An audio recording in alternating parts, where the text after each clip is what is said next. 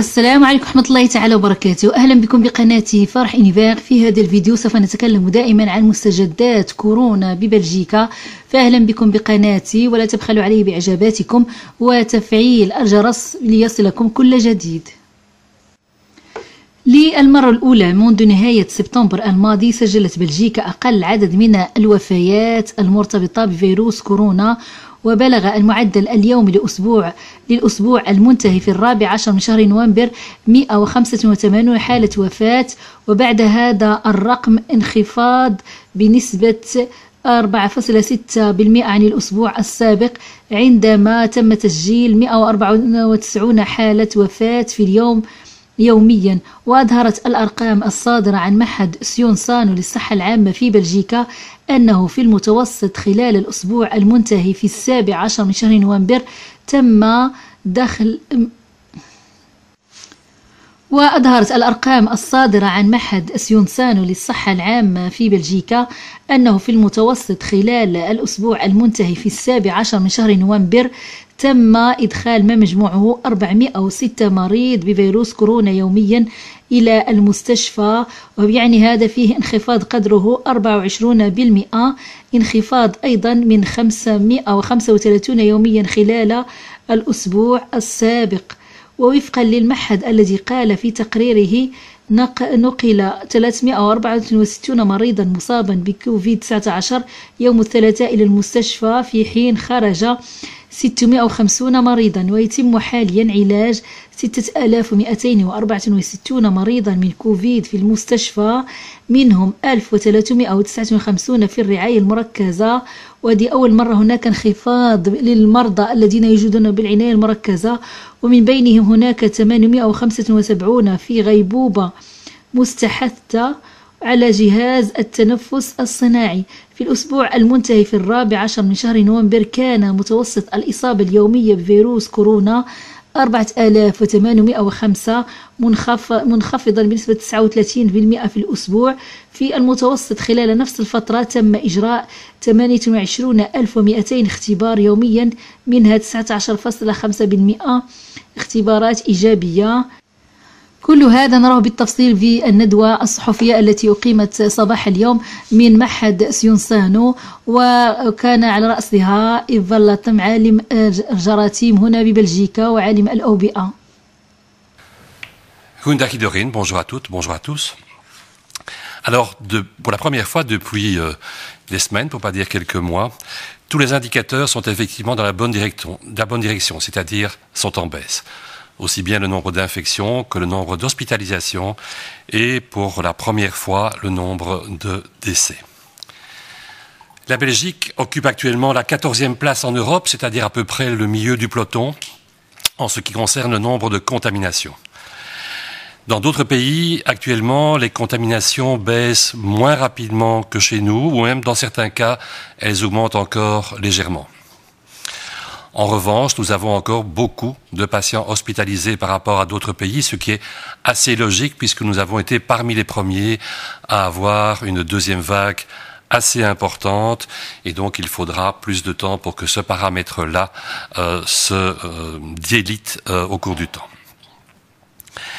La semaine passée, nous avons eu en moyenne 4805 nouveaux cas par jour, ce qui représente une diminution de 39%.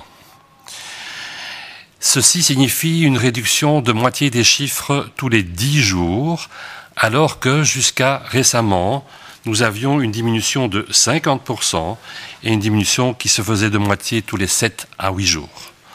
Il y a donc un certain ralentissement dans la baisse des chiffres des contaminations. وكما قلت سابقا في فيديو سابق أنه بلجيكا سوف تبدأ في 23 من شهر نوفمبر استئناف عمل اختبارات للأشخاص الذين لا تظهر عليهم أعراض فيروس كورونا. ومع استئناف اختبارات كورونا للأشخاص الذين لا تظهر عليهم الأعراض في الأسبوع المقبل، ستتغير قواعد الحجر الصحي مرة أخرى. بسبب الضغط على مراكز الاختبار وتأخر ظهور النتائج، قررت بلجيكا إيقاف الاختبارات على الأشخاص الذين لا تظهر عليهم أعراض، لكن اعتبار من 23 من شهر نوفمبر ستتوفر الاختبارات للأشخاص مرة أخرى إذا كانوا على اتصال بشخص معرض للخطر دون ظهور الأعراض أو عند العودة من رحلة من منطقة حمراء، وبالتالي ستتغير قواعد الحجر الصحي مرة أخرى. وهذا ما أعلن عنه إيف فالاتن خلال الندوة الصحفية. ووفقا لصحيفة لوسواغ البلجيكية الفرنكوفونية فإن قواعد الحجر الصحي ليست سهلة، وبالنسبة للأشخاص الذين تظهر عليهم الأعراض الأمر بسيط جدا. يعني الحجر الصحي فقط تغير بالنسبة للأشخاص الذين تظهر عليهم الأعراض، فالأمر جد بسيط، فهو 7 أيام في الحجر الصحي بالإضافة إلى 7 أيام أخرى إذا كنت لا تزال تعاني من الأعراض.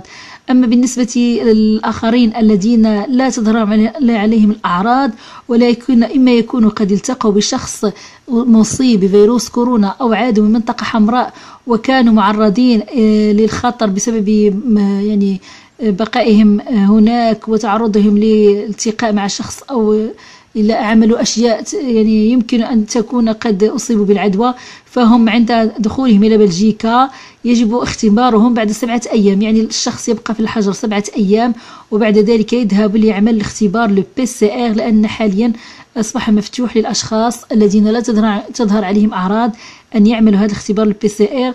وليس من الضروري على الشخص إذا أراد أن يعمل الاختبار لو PCR بعد 7 أيام أن يتصل بطبيبه، ولكن يمكنه من خلال الاستمارة التي كان قد ملأها في المغرب قبل المجيء إلى بلجيكا مثلا. في هذه الاستمارة إذا ذكرت بأنك كنت في بلد في المنطقة الحمراء وقد تشك بأنك قد التقيت بأشخاص مرضى بهذا الفيروس، فمن خلال الاستمارة سوف يستدعونك لعمل خبر في اختبار لو PCR دون أن تأخذ موعد، ولكن يمكن أن تحدد لك موعد عبر موقع ما يسمى masante.be واتباع التعليمات. سأضع لكم رابط هذا الموقع masante.be كما أعلن عنه أيضا إيف فالاتن خلال الندوة الصحفية التي سوف نراها لاحقا في هذا الفيديو. وستعتمد المدة الإجمالية للحجر الصحي بعد ذلك على الوقت بين الاختبار في اليوم السابع والحصول على النتيجة، والتي من المفترض أن تصل في غضون 24 ساعة إلى 48 ساعة. هذا ما سوى بالتفصيل بهذا الفيديو الذي يشرح فيه رئيس الأزمات إيف فالاتن طريقة الحجر الجديدة، وهذه الاستراتيجية الجديدة سوف تبدأ ابتداء من يوم الاثنين 23 من شهر نوفمبر، بعد أن أعلنت بلجيكا أن الأشخاص الذين لا تظهرهم على الأعراض ولكن كما قلت إما التقوا بشخص مريض أو أنهم عادوا من منطقة حمراء يمكنهم الآن استئناف عمل الاختبارات ابتداء من 23 من شهر نوفمبر. هذا ما نراه بالتفصيل على لسان إيف فالاتن عالم الفيروسات والأوبئة هنا ببلجيكا خلال الندوة الصحفية التي قامت صباح اليوم الأربعاء. De test qui va être donc enclenché à partir de lundi 23. Vous savez, on avait arrêté de faire le testing des patients asymptomatiques il y a maintenant un mois à peu près, en raison d'un embouteillage du système qui ne parvenait plus à fonctionner adéquatement tant dans la réalisation des tests, l'obtention de leurs résultats ou le suivi des contacts de ces patients positifs. Différents facteurs, entre autres une amélioration du nombre de tests disponibles grâce à une nouvelle plateforme, permettent actuellement de reprendre le testing des cas asymptomatiques par la technique de PCR que l'on connaît bien. Donc il s'agit de quoi? Il s'agit bien de patients asymptomatiques, ils n'ont aucune plainte, mais qui soit ont été des contacts à haut risque de quelqu'un déterminé comme étant malade ou en tout cas comme étant positif, soit de personnes qui reviennent de voyage et qui reviennent de zones rouges. Juste pour rappel, on conseille toujours fortement de ne pas voyager tout spécialement vers les zones rouges. Mais si on revient de zones rouges et que l'on a donc rempli son formulaire, ce fameux PLF, et que dans ce formulaire, ayant été honnête, on a dit qu'on a eu des comportements éventuellement à risque de contamination, eh bien là aussi, on va recevoir effectivement un avertissement sous forme de SMS qui nous dira, comme quand on a été en contact à haut risque quelqu'un de positif, que l'on doit se mettre en quarantaine et que l'on doit effectuer un test. L'avantage, c'est que le code qui vous est fourni dans ce SMS va vous permettre de prendre vous-même le rendez-vous sans devoir passer par votre médecin traitant et donc sans prendre du temps administratif à votre médecin traitant. Vous pourrez effectivement prendre ce rendez-vous auprès d'un des centres de test pour faire ce fameux test PCR.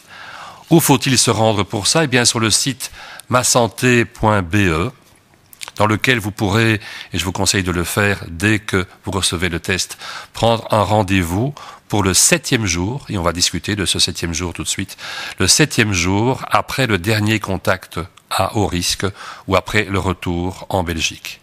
Vous allez pouvoir lier le test à l'application Corona Alert par un code de 17 chiffres, et vous allez pouvoir ainsi télécharger un certificat de quarantaine pour votre employeur, ainsi que suivre l'obtention du résultat du test dans les 24 à 48 heures après qu'il ait été effectué. Rappelons que le test n'est pas une assurance tout risque. Le test est simplement une aide pour sortir de quarantaine plus rapidement. Le test ne remplace pas la quarantaine en tant que telle. Le test effectué, qui sera effectué maintenant, est toujours le test PCR, donc la tigette qu'on enfonce au niveau du nez et qui est après ça analysée au laboratoire dans une machine qui met plusieurs heures à avoir le résultat. Et donc ce test ne sera pas obtenu directement comme un test antigénique, mais sera obtenu après 24 à 48 heures. Pourquoi? Parce que ces tests PCR restent plus sensibles que les tests antigéniques actuellement disponibles et donc mieux adaptés à détecter des petites quantités de virus qui peuvent être présents dans votre gorge, dans votre pharynx, tout au début de l'infection alors que vous n'êtes pas encore symptomatique. On réalisera ce test au 7e jour et ceux qui sont attentifs verront qu'effectivement on n'est pas au 5e jour comme on vous le disait il y a quelque temps. On fait ce test au 7e jour. Pourquoi? Parce qu'effectivement le 7e jour correspond actuellement à la littérature internationale concernant la meilleure chance d'identifier un portage du virus. Le 5e jour était un peu plus précoce et donc un peu moins sensible dans cette détection. Il a été voulu cette fois-ci de prendre un maximum de précautions en ayant à la fois l'avantage du test pour pouvoir sortir plus vite de quarantaine, mais sans courir le risque d'un faux négatif, ou en tout cas en diminuant le risque d'un faux négatif. Il y a toujours un risque possible. La garantie est donc meilleure quant à l'exactitude du résultat qui vous est donné. La durée théorique de la quarantaine reste la durée de 10 jours qu'on a encore explicité récemment, en sachant qu'à ces 10 jours, on rajoute 4 jours de précautions supplémentaires. Donc vous retournez travailler, vous retournez vaquer à vos occupations, mais vous allez particulièrement faire attention au fait d'appliquer les fameuses mesures de distanciement, de port de masque, de lavage des mains, et vous allez éviter pendant ces 4 jours supplémentaires de rendre visite à des personnes qui sont plus fragiles, plus sensibles, comme par exemple des grands-parents. Quarantaine, on va rediscuter un petit peu des durées de tout ça. Donc quarantaine, combien de temps cela dure? Eh bien, c'est très clair. Soit vous avez un test qui est fait au J7 et qui vous revient à J8, J9 comme étant positif. À ce moment-là, on bascule de la quarantaine vers l'isolement. Vous êtes infecté, vous êtes porteur du virus. Cet isolement va être un isolement de minimum 7 jours. On avait déjà bien explicité, si vous restez asymptomatique, si vous devenez symptomatique, il sera de minimum 7 jours à partir du début des symptômes, en ayant plus de température depuis au moins 3 jours et une amélioration de vos symptômes. Ceci va donc moduler forcément la durée de votre absence en fonction du test positif ou négatif, mais aussi positif asymptomatique ou si on se met à développer des symptômes. Si le test, et on l'espère pour vous, qu'on fait au 7e jour vous revient négatif, eh bien vous pouvez alors sortir de quarantaine parce qu'on sera à J8, à J9 et que vous avez un test négatif. On n'aura pas le résultat avant 1 à 2 jours. Ceci étant, à nouveau, rappelons que le test en lui-même n'est pas à du 100% sûr. Et donc, on vous demandera d'appliquer des précautions de contact, comme on vient de les expliciter, pendant les jours supplémentaires pour arriver à un total de 14 jours. وبالنسبة لجديد لقاحات فيروس كورونا فوفقا لما هو مقرر سابقا بعد الاتفاق مع أسترازينيكا وأكسفورد على شراء 7.74 مليون جرعة و5.16 مليون جرعة من جونسون أند جونسون، قررت بلجيكا طلب 5 مليون لقاح إضافي لفيروس كورونا من شركة فايزر الأمريكية. ونظرا لأن الأمر يتطلب جرعتين من هذا اللقاح للحماية، فهذا يعني أنه سيتمكن 2.5 مليون بلجيكي من الاستفادة منه من بين جميع القضايا العملية التي تنطوي عليها استراتيجية التلقيح على المستوى الوطني. كانت هناك حاجة ملحة لتحديد من سيدفع مقابل ماذا. ولوحظ في المؤتمر الوزاري يوم الأربعاء أن الحكومة الفيدرالية ستدفع 80% من المبلغ، وستدفع المجتمعات التي عادة ما تكون مختصة في مسائل اللقاح مختصة في اللقاح الوقائي 20% المتبقية. جميع الأسئلة الأخرى مثل قائمة أولئك الذين سيتم منحهم الأولوية واللوجستيات الملموسة لتطعيم السكان سيتم مناقشتها في الأسابيع المقبلة ضمن فريق العمل المخصص، علما أن الوزراء لم يتخذوا بعد قرار بشأن توقيع عقد شراء لقاح كورونا الخاص بشركة موديرنا الأمريكية. ولكن السؤال الذي يطرح نفسه على الساحة: هل ستتخذ بلجيكا الاحتياطات الكاملة عند إتمام تلك الصفقات، أم سندور بداخل حلقة لا متناهية من المشاكل والقضايا في حال فشلت تلك الصفقات مثل ما حدث مع صفقات الأقنعة الفاشلة؟ بالنسبة لحظر التجول الذي كان قد فرض بمنطقة بروكسل والونيا، فقد ذكرت صحيفة لوسواق البلجيكية أن سلطات والونيا وقعت رسميا على المرسوم الخاص بعد حظر التجول حتى 13 من شهر ديسمبر في والونيا. وستصادق حكومة منطقة العاصمة بروكسل رسميا على القرار صباح الخميس. وقع جميع حكام مقاطعات الوالونيا ال5 أوامر تعطي الشرطة الحق بتمديد الإجراءات على أراضيهم حتى 13 من شهر ديسمبر، عندما تنتهي الإجراءات الرئيسية للأمر الوزاري، بما في ذلك إغلاق الشركات والمحلات غير الضرورية. وقالت الصحيفة إن مقاطعة والون برابون أصدرت بالفعل أمرا للشرطة لهذا الغرض، وستقوم المقاطعات الأخرى بذلك الأربعاء أو صباح الخميس على أبعد تقدير. في بروكسل تم أيضا اتخاذ قرار مماثل بتمديد حظر التجول حتى 13 من شهر ديسمبر، لكن الحكومة لن تضفي عليه الطابع الرسمي حتى يوم الخميس. وبهذا تكون والونيا ومنطقة بروكسل قد مددتها في حظر التجول الذي كان معتمد أنه سوف ينتهي في 19 من شهر نوفمبر، ولكن الآن سوف يمتد لغاية 13 من شهر ديسمبر. وهذا حظر التجول يبتدأ من الساعة 10 لغاية الساعة 6 في منطقة لوالوني وكذلك منطقة بروكسل. هذا ما أعلن عنه اليوم. وبسبب فيروس كورونا أصبح مجموعة من الطلاب لا يجدون العمل الذي كان متوفرا سابقا بسبب هذا الفيروس، وبسبب إغلاق مجموعة من الشركات الذين أصبحوا يشتغلون عن بعد. وبسبب هذا هذه الأزمة أصبح الطلاب يعانون منها الناحية المادية في دفع مبالغ الكراء بالنسبة الأماكن التي يكترونها سواء في الحي الجامعي أو في منطقة أخرى، وكذلك لمواجهة جميع مستلزماتهم من الناحية المادية. وأمام هذه الوضعية قام هؤلاء الطلاب بمظاهرة أمام مركز وزيرة التعليم العالي للمطالبة بمزيد من المساعدات لمواجهة هذه الأزمة التي أحدثت الحاجة بين هؤلاء الطلاب خصوصا في منطقة بروكسل لوالوني. وهذا ما نراه بالتفصيل بهذا الفيديو. Parole à des étudiants à présent. Ils ont organisé une action pour réclamer plus de moyens. Nombre d'entre eux ont du mal à payer leurs études et à boucler leur fin de mois. Alors, à leur façon, ils ont interpellé leur ministre de tutelle. On voit cela avec Éric Bévert. Morgane est étudiante à Louvain-la-Neuve. Quand elle a payé son cote et ses cours, il ne lui reste plus grand-chose, d'autant que les jobs d'étudiants sont incertains par les temps qui courent. Joindre les deux bouts, c'est assez difficile parce que mes parents ne savent pas m'aider comme ils voudraient. Ils sont aussi à revenus moyens, famille nombreuse, c'est vraiment assez compliqué.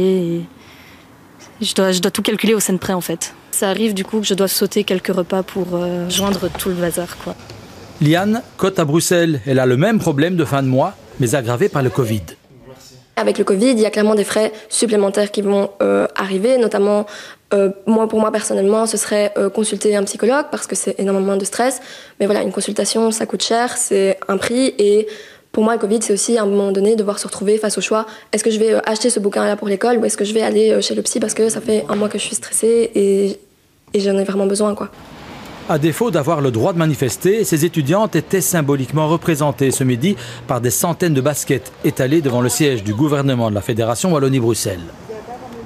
Derrière, ce qu'on dénonce, c'est évidemment l'accroissement de la précarité étudiante. Donc on sait qu'aujourd'hui, il y a 32% des étudiants qui ont eu plus de mal à payer leurs études cette année. Et donc il faut que la ministre prenne des mesures et il faut un plan de lutte contre la précarité étudiante. Nous avons prévu des montants pour les subsides sociaux. Donc ce sont les subsides qui sont à disposition des étudiants mis à disposition par les établissements, par exemple, pour demander une aide psychologique, pour demander également l'achat de matériel informatique, ou pour toute aide, par exemple, pour le paiement d'un loyer, pour un code qui n'est plus utilisé. Donc le conseil à donner aux étudiants, c'est de se tourner vers leurs établissements en cas de problème spécifique. 50 millions d'euros ont également été débloqués pour refinancer en partie l'enseignement supérieur, mais les étudiants réclament davantage. En attendant qu'on se rassure, les centaines de baskets neuves, spécialement achetées pour l'action de ce mardi, seront redistribuées à des associations. وبسبب فيروس كورونا وذهاب مجموعة من العاملين إلى ما يسمى بالشوماج طومبورير يعني البطالة المؤقتة، أصبح هؤلاء لا يستطيعون مواجهة متطلباتهم المادية بعد انخفاض أجورهم بسبب دخولهم فيما يسمى بالبطالة المؤقتة التي تؤثر على مدخولاتهم، ولهذا أصبحوا يطلبون المساعدة إما من المراكز الخاصة بمحاربة الفقر هنا ببلجيكا أو كذلك من الCPAS لمساعدتهم إما لإيجاد يعني الطعام أو دفع فواتير الكراء التي لا يستطيعون دفعها، يعني مجموعة من المتطلبات. وهذا ما نراه أيضا في المنطقة الوالونية التي ارتفعت الطلبات بسبب هذه البطالة المؤقتة، خصوصا للأشخاص الذين لا يشتغلون دوام كامل ويكونون بمفردهم في إعالة يعني عائلاتهم كالمرأة التي تعيل أطفالها وغيرهم. هذا ما نراه بالتفصيل بهذا الفيديو. Oui, il y a ceux qui chaque mois encaissent aussi une perte de salaire. De nombreux travailleurs sont en chômage temporaire en ce moment. Et selon le baromètre économique de la FGTB, ce sont les ménages dits modestes qui encaissent les plus importantes pertes de revenus. Voyez ces témoignages recueillis par Stéphanie Lepage. Marc de Marteau passe ses journées à la maison. Il avait repris le travail durant l'été, mais est à nouveau en chômage temporaire. Il connaît une baisse de revenus importante. Vendeur dans un magasin de sport, Marc perçoit 25% de moins que son salaire, soit 560 € net de moins par mois. Et ce n'est pas tout, il perd aussi tous ses avantages. Le tout cumulé, mais rien que pour les primes et les chèques repas, ça peut tourner au-delà de 100 € par mois. Et ça, vous ne les avez plus? J'ai plus rien du tout pour le moment. Ça veut dire qu'on fait plus attention au quotidien? On fait attention, on limite nos dépenses, on n'achète que les produits vraiment, réellement nécessaires. Heureusement pour Marc, il est marié et peut compter sur un deuxième salaire, ce qui n'est pas le cas de Nancy, qui cumule les difficultés. Elle vit seule avec ses 2 filles et travaille à temps partiel à cause de ses problèmes de genoux. Aujourd'hui en chômage temporaire, cette ouvrière titre-service perd jusqu'à 30% de son salaire, soit 210 € de moins par mois. Pour certains, c'est pas grand-chose, mais étant seule, monoparentale, c'est beaucoup. Alors moi, je suis seule avec 2 enfants. Il faut que je paye mes factures, il faut que je paye la nourriture, les besoins de mes enfants au niveau scolaire. Les bas revenus sont les plus impactés en cas de chômage temporaire. C'est ce qu'il ressort des chiffres de la Banque nationale. Moins 47% de revenus en moyenne pour les personnes qui gagnent moins de 1 000 € par mois. Moins 39 voire 34% pour les revenus plus élevés, qui recevraient plus souvent un complément de leur fonds sectoriel.